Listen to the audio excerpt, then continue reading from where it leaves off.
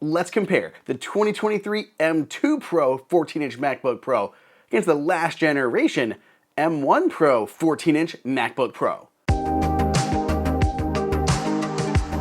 Welcome everybody, it is Andrew here from AppleInsider, and I've got a pair of Macs on me. This right here is the all-new 2023 M2 Pro 14-inch MacBook Pro. Now this happens to be the base model, but I also have here the last generation M1 Pro 14-inch MacBook Pro. And in this dedicated video breakdown, I'm going to show you every difference between these two machines.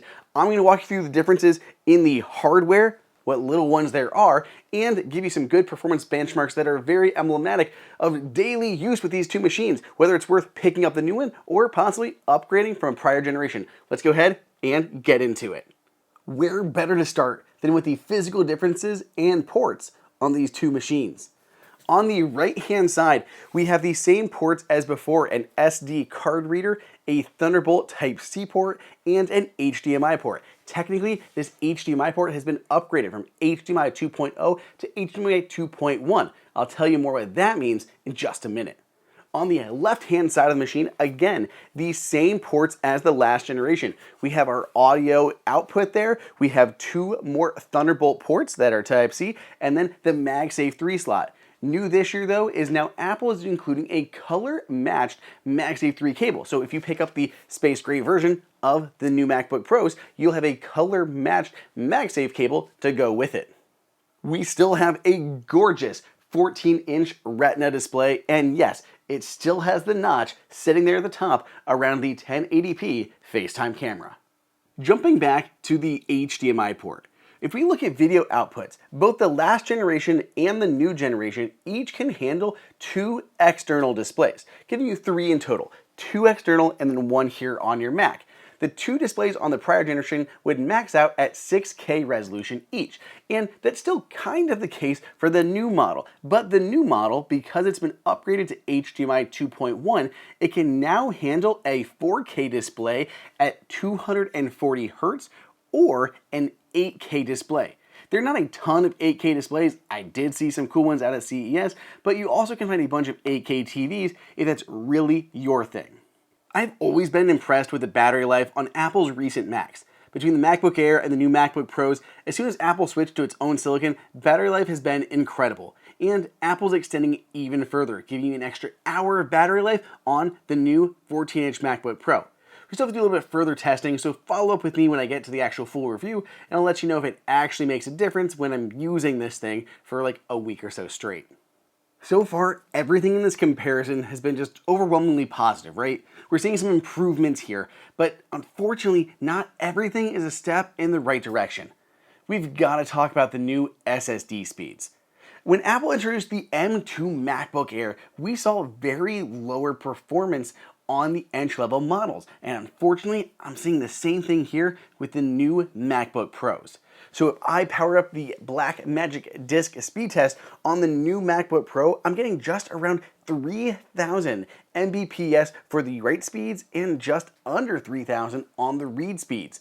Comparatively, on the last generation model, I was getting almost 5,500 on those write speeds, and again about 5,200 on the read speeds. Significantly more bandwidth on the read and write speeds on the last generation MacBook Pros. Now, this does come with an asterisk because right here, this is still the entry-level model. Apple could have made this change to the entry-level model, but not on the high-end ones. So stay tuned, stick with me. If you upgrade the SSD in the 14-inch MacBook Pro, or if you're opting for the 16-inch MacBook Pro, these are likely not to be problems.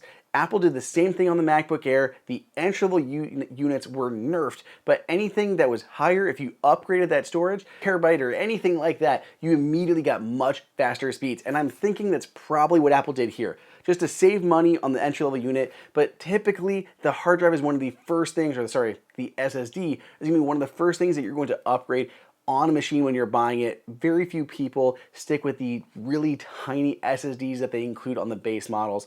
So I don't think it's a huge deal, but it's just disappointing to see such smaller numbers when you're comparing an older model to the new models. So let's check out the performance of the M2 Pro.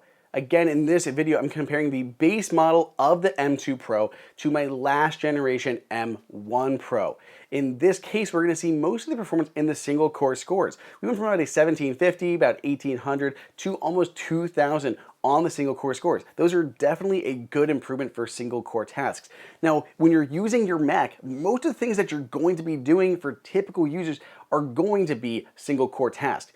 Browsing online, opening emails, texting, social media, looking at photos, all these things are going to be your basic single core tasks that your Mac is operating on. So to see the improvement in single core speed is definitely great. Now your multi-core speeds are going to be more important for harder computational tasks when you're editing content, you are playing games, you are doing coding or rendering or compiling, anything that's going just to be taxing your processors a lot more.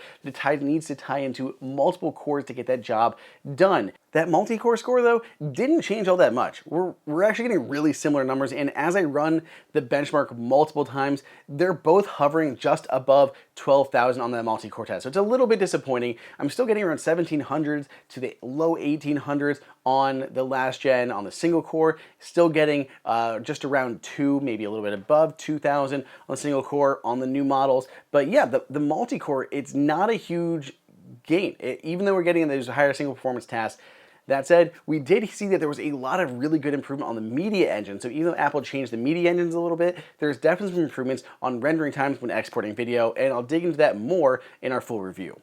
Looking at Cinebench R23, I saw the same thing. So again, single core scores improved, getting to about a 1646, and the last generation model had a 1524, but the multi-cores very similar. So we're looking at about 11,811 versus 12,292. The last generation model actually outperformed the newer model by just a hair on those multi-core performance when I ran this test a few times. So surprisingly, single core performance is better, but multi-core is not really jumping that much ahead, at least in the battle of these base units. On the graphics side, I definitely did see improvements though. So technically both of these have 16 core GPUs. The last generation model could have a 14 or a 16 core. We're looking at the 16 core on each of these. So the M1 Pro with a 16 core GPU, it was clocking in at about a 42,000 for its metal score inside a Geekbench. And on the new one, still with 16 cores, but the M2 Pro, we're getting almost 47,000, 46,700 roughly. So yeah, a huge improvement in the performance. Same number of cores, but better graphics performance by a good amount here on the M2 Pro MacBook Pro.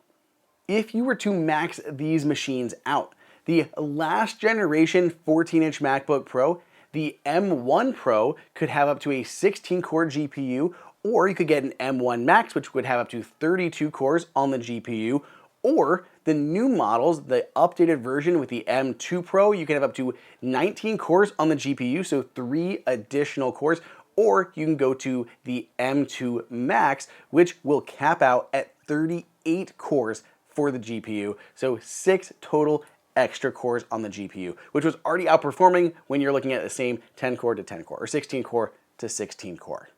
Final few changes in these machines. The new model has been upgraded, going from Bluetooth 5 to Bluetooth 5.3, and Apple has moved to Wi-Fi 6E. And I understand a lot of you might not have Wi-Fi 6E routers in your home, but the thing is, you're still gonna get performance improvements on your existing networks. So I ran to Ookla, speedtest.net, whatever you wanna call it, and we ran some tests, and there's a big difference. So after running the test multiple times, I was still getting just above 400 Mbps down and 32 up. Don't even talk about my upload speeds, they are terrible. But comparatively, on the new models, I'm getting all the way up to about 650 to 700 Mbps, same network, same Wi-Fi, same positioning, just massive improvements on the speed, going from 400s to 600s. It's so much faster Wi-Fi on these updated models. Upload speeds sticking roughly the same, but on download speeds, huge performance improvement thanks to that Wi-Fi 6E. And if I did have Wi-Fi 6E routers, I could get even more performance out of that than I am now. So let me know what you guys think. What do you guys think of the new M2 Pro 14-inch MacBook Pro? Let me know down below in the comments, or check out my Twitter at Andrew_OSU and let me know your thoughts there. If you want to grab one of these new guys, there's a link for them down below in the description. We've been gathering up some deals and discounts to save you money on these new models. Check those out in the description down below. And otherwise, I'll catch you in the next video.